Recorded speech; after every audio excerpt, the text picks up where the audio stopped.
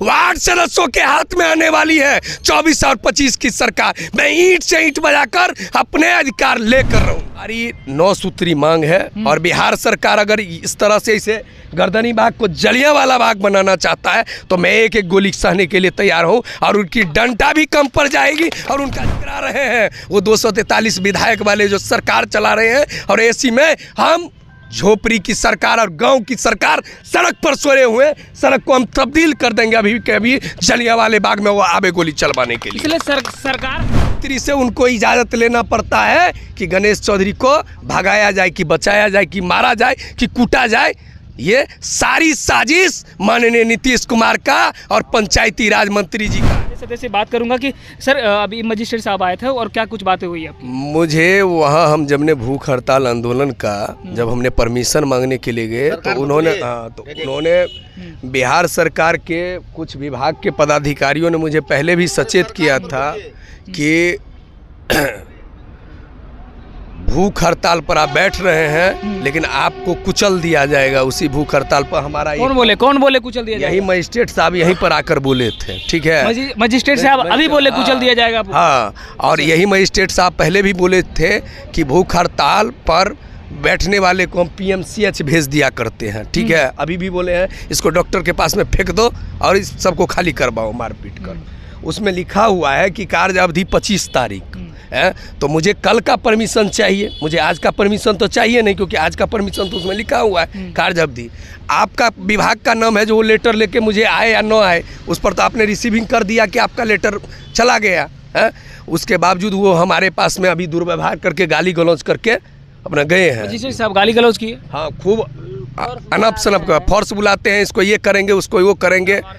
दूसरी बात कि हमारी 9 सूत्री मांग है और बिहार सरकार अगर इस तरह से इसे गर्दनी बाग को जलियांवाला बाग बनाना चाहता है तो मैं एक एक गोली सहने के लिए तैयार हूं और उनकी डंडा भी कम पड़ जाएगी और उनका जेल भी कम पड़ जाएगा। रह गया कि उनकी यह औकात नहीं है कि मेरे ऊपर गोली चलवा देंगे। 1,14,668 वार्ड मेंबर ने मुझे अध्यक्ष चुना है। मेरी जनसंख्या बिहार में वार्ड क्रियान्वयन प्रबंधन समिति की 9 लाख है और हमसे वो टकरा रहे हैं वो 243 विधायक वाले जो सरकार चला रहे हैं और ऐसी में हम झोपड़ी की सरकार और गांव की सरकार सड़क पर सोए हुए, सड़क को हम तब्दील कर देंगे अभी के अभी जलियांवाले बाग में वो आबे गोली चलवाने के लिए। इसलिए सरकार हटाना चाह रही है आपके धरने को, या फिर ये मजिस्ट्रेट साहब तो बोल रहे हैं कि आपको परमिशन नहीं है? सर मेरी बात सुनिए, परमिशन नहीं है आपको। ये अभी मजिस्ट्रेट साहब जैसा बता रहे थे कि परमिशन नहीं है आपको, लीगल परमिशन आपको नहीं मिला, अनलीगल तरीके से आप बैठे हुए हैं। उन्होंने अपने पदाधिकारियों को कह देते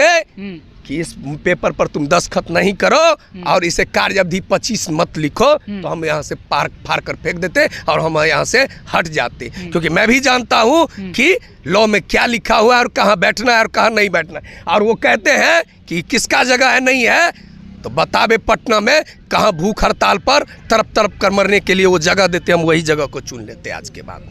धरना प्रदर्शन के लिए खास करके गर्दनी बाग पटना में ही स्थान को मतलब नियंत्रित किया गया है और इस तरह से मतलब अगर परमिशन हो तब आप धरना प्रदर्शन कर सकते हैं। लेकिन आप बताइए, आपके बजाबते मैं चैनल पर दिखाना चाहता हूँ। कहाँ है वो 25 वाला? इसमें 25 लिखा हुआ, ये लिखा हुआ है।